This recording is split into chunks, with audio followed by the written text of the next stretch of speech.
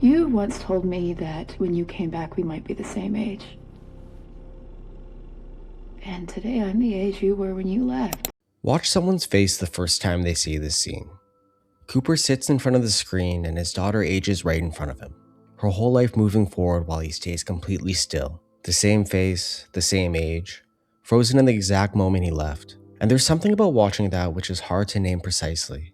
Because it's not sadness, and not quite loneliness either. It feels more like that moment you realize a door is closed, and there is no exact second you could point to when it happened. Only this sick feeling that whatever was on the other side is now gone, and you're arriving too late to do anything about it. And that is where Interstellar starts feeling like it has a problem. Because after that scene, after you've just watched a relationship get quietly destroyed by physics, the film turns around and asks you to believe that this connection is still the most important thing in the story. Not that it survives in some abstract emotional sense, but that it continues to matter, that it keeps shaping events, and that it's somehow still strong enough to carry the weight of everything that comes after. For a long time, I could accept that without really believing it. I think most people can. You let the scene hit you, you let the movie move on, and somewhere in the back of your mind you keep a small reservation that never quite goes away. Because something about that turn feels too easy for what the film has just shown you. But I don't think the movie wants that reservation to disappear. I think it wants you to really feel it. There's a line in the movie that people hate.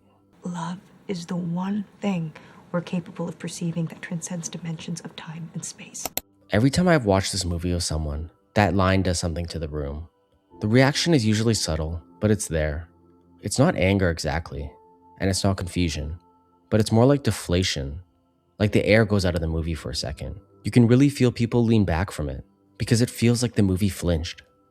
You've been watching 2 hours of wormhole physics, and to my pea-sized brain, genuinely convincing depictions of what it would feel like to step onto a planet where 1 hour costs you 7 years of everyone else's life.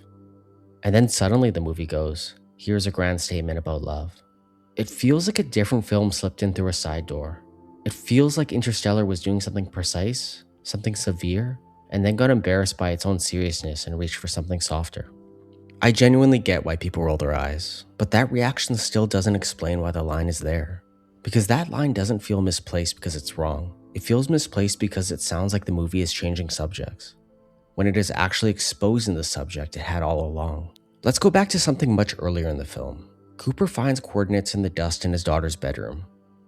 It's some kind of signal from somewhere he can't identify, and Cooper follows them in the middle of the night to a secret facility he had no idea existed. When you stop and really look at that decision, it is a stranger moment than the movie ever lets on. He has no idea who set those coordinates, no proof they lead anywhere, and no way to verify that following them is the right call. There was no rational sequence laid out in front of him that would allow him to defend that choice in advance. There was no version of it that you could reduce to a clean argument and say, yeah, this is obviously what a careful person should do. Yet he goes, and the movie never treats that as a mistake. The film presents Cooper following a signal he cannot explain as the right move, and it happened to work out. And in a movie this committed to getting the science right, this is a strange choice if you stop to think about it. Because once you notice that choice, it becomes hard not to notice the others. Brand's argument for following love to Edmund's planet turns out to be right. Cooper's conviction that the tesseract is communication and not coincidence, that there's intention in it rather than accident, turns out to be right too. Nobody hands him this conclusion. Nobody proves it to him first. He just moves toward it, trusts it, and then commits to it. That matters. Because at a certain point, that pattern becomes too consistent to dismiss as isolated dramatic convenience. The film keeps returning to the same structure. People encounter a moment where logic alone can't fully carry them forward. They rely on something less measurable, and the movie repeatedly refuses to punish them for it. It keeps doing the opposite. It keeps treating those decisions as if they reveal something real. So at some point, the question shifts to understanding what the film is actually saying by building itself this way. People don't stop making decisions when information runs out, because you don't get to suspend action until certainty arrives. At some point, the available data stops being enough, and when that happens, you have to rely on something else. Sometimes it looks like instinct. Sometimes it's pattern recognition built from years of knowing someone well enough that they become legible to you in ways you can't explain from the outside. That might not sound rigorous, but that is exactly what the movie is built on. The science in Interstellar is not the point. The science is everything that logic can reach, laid out as carefully and honestly as mainstream film has ever probably managed. And the film is specifically and deliberately interested in what happens just past that, in the territory that science can't cover, but the characters still have to move through anyway. Cooper can calculate orbital mechanics in his head. He understands relativity. He knows exactly, in years and decades, what he's losing. And none of that tells him whether to go through the wormhole.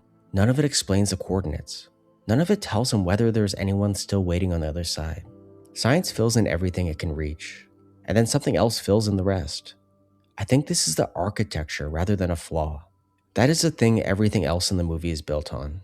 And once you see that, Brand's line stops feeling like a sentimental interruption and starts feeling like the first time the movie has allowed itself to say what it has already been demonstrating through structure. She's not saying forget the science and follow your heart.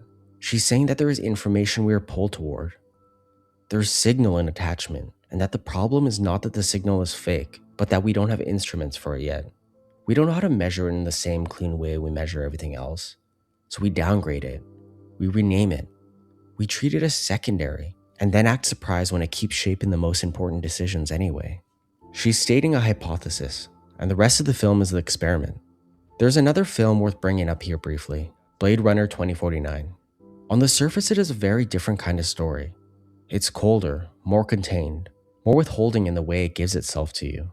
But the thing that it gives its emotional weight is almost identical to what Interstellar is doing.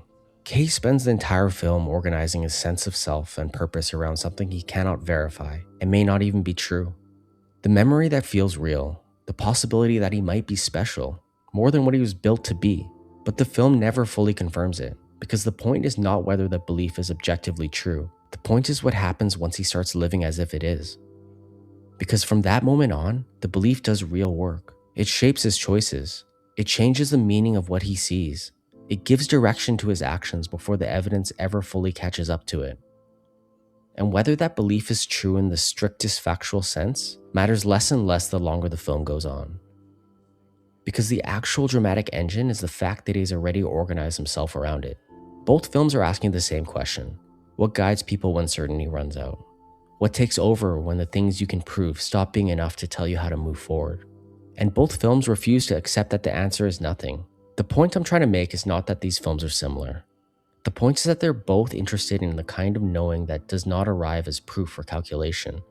It arrives as conviction, as attachment, as something that takes hold before the evidence is complete and shapes the entire course of what comes next. And that is where the movie stops being about Interstellar and starts becoming about you. Think about a real decision you made without enough information, not a small one, something that actually mattered. You took the job before you knew it was right. You stayed in something past the point where staying made any logical sense. Or you moved somewhere, called someone, didn't call someone, turned toward one life and away from another without being able to produce a clean argument for why. If someone had asked you to justify it fully, with a complete chain of reasoning, you probably couldn't. There was a point where the reasoning ran out and something else took over. And whatever that something was, it mattered enough to alter the direction of your life, whether you had a good word for it or not. Interstellar isn't saying that always works. Cooper loses years. He doesn't see his children grow up. The film is brutally honest about the cost in a way that a lesser film would have softened. But it keeps insisting that the thing underneath the mission, the thing that is still navigating when logic has nothing left to offer, isn't a mistake. Brand said love transcends time and space. And the first time you hear it, it genuinely sounds like the movie's given up.